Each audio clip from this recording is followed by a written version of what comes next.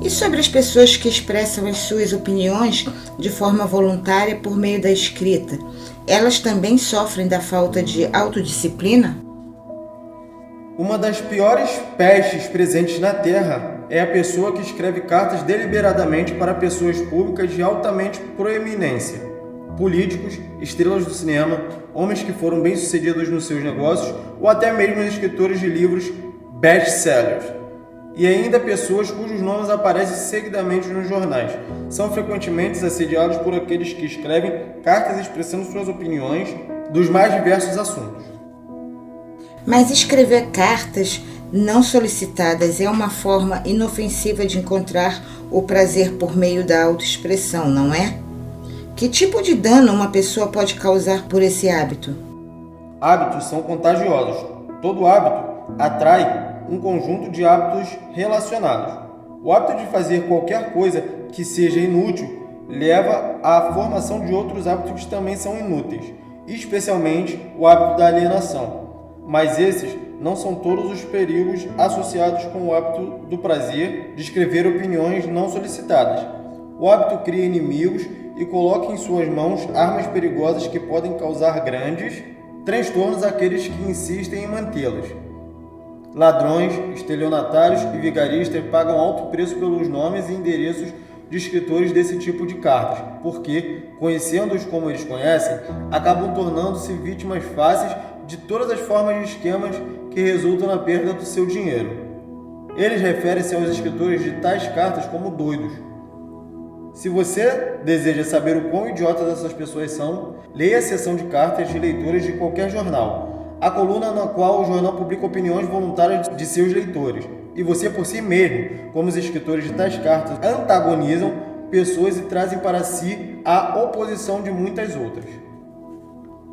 Eu não tinha ideia, Sua Majestade, de que as pessoas podem criar tanta confusão apenas expressando opiniões não solicitadas.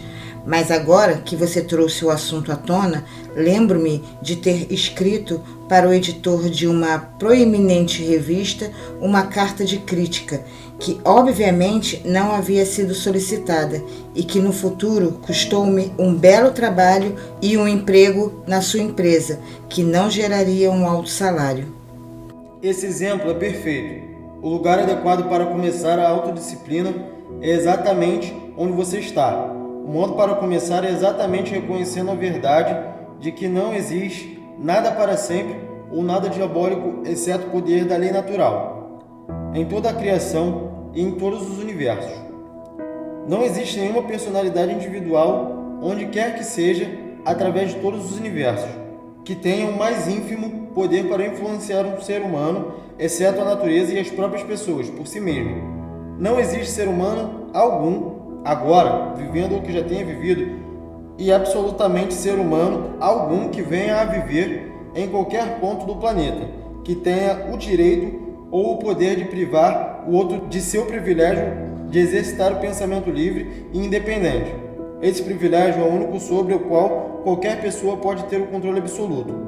Nenhum ser humano adulto jamais perde o direito da liberdade de pensamento, mas muitos perdem os benefícios desse privilégio, ou por negligenciá-lo, ou porque já foi tirado deles, seus pais ou instrutores antes mesmo da idade de entendimento.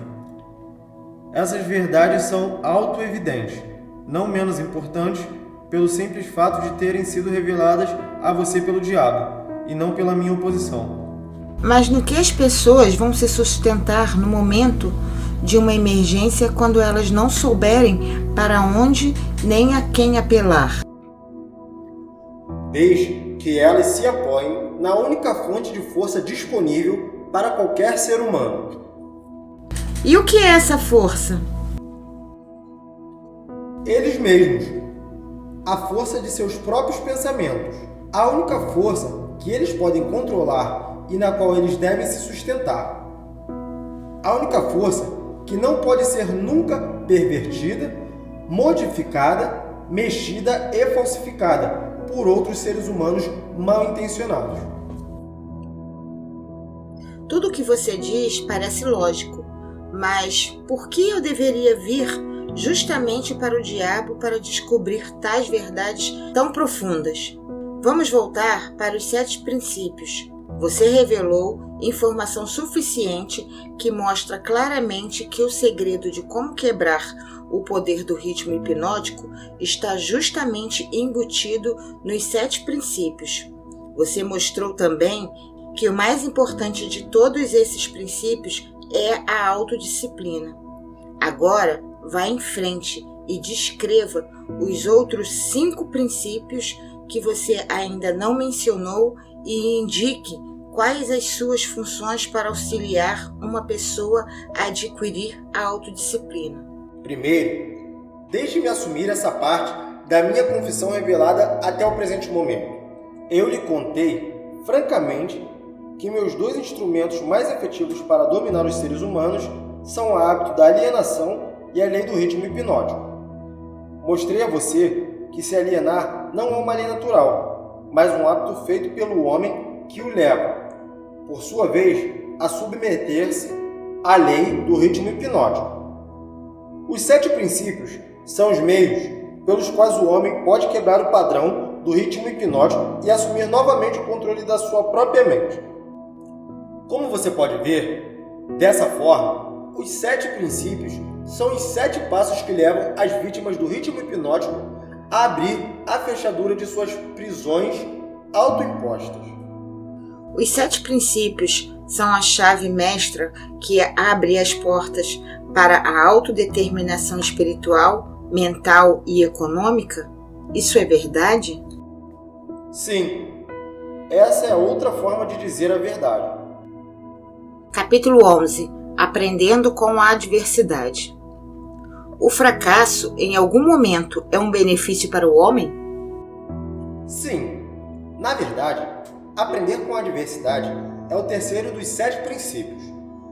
Mas poucas pessoas sabem que cada adversidade traz consigo a semente de uma vantagem equivalente. Menos pessoas ainda sabem a diferença entre derrota temporária e fracasso. Se esse conceito fosse de conhecimento geral, eu seria privado de uma das minhas armas mais poderosas, que uso para controlar os seres humanos. Mas entendi que você disse que o fracasso é um dos seus grandes aliados.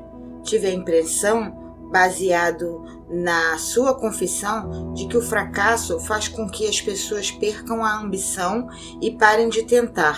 Aí então, você as controla sem nenhum tipo de dificuldade ou oposição por parte delas. Esse é justamente o ponto. Assumo poder sobre elas justamente no momento em que elas desistem de tentar. Se elas soubessem a diferença entre derrota temporária e fracasso, elas não desistiriam quando encontrassem adversidades na vida. Se soubessem que cada forma de derrota e todos os fracassos trazem consigo a semente de uma nova oportunidade, elas se manteriam lutando e acabariam por vencer. O sucesso normalmente está um passo muito curto além do ponto que se desiste de lutar. Isso tudo é o que se pode aprender da adversidade, derrota e fracasso? Não. Esse é o mínimo que alguém pode aprender. Detesto dizer isso, mas o fracasso normalmente serve como uma bênção disfarçada, porque ele quebra o padrão do ritmo hipnótico e faz com que a mente se liberte para um novo começo. Agora estamos chegando a algum lugar. Então, você confessou, finalmente, que mesmo a lei natural do ritmo hipnótico pode ser e normalmente anulada pela própria natureza. Isto está correto? Não. Essa não é a forma correta e exata de abordar esse assunto. A natureza nunca anula nenhuma de suas leis. A natureza tira a liberdade de pensamento de um ser humano pela lei do ritmo hipnótico. O indivíduo abdica de sua liberdade pelo abuso dessa lei. Se um homem pulasse de uma árvore e fosse morto pelo abrupto impacto de seu corpo com a terra, pela lei da gravidade, você não diria que a natureza o assassinou, diria? Você diria que o homem negligenciou no ato de relacionar-se apropriadamente com a lei da gravidade.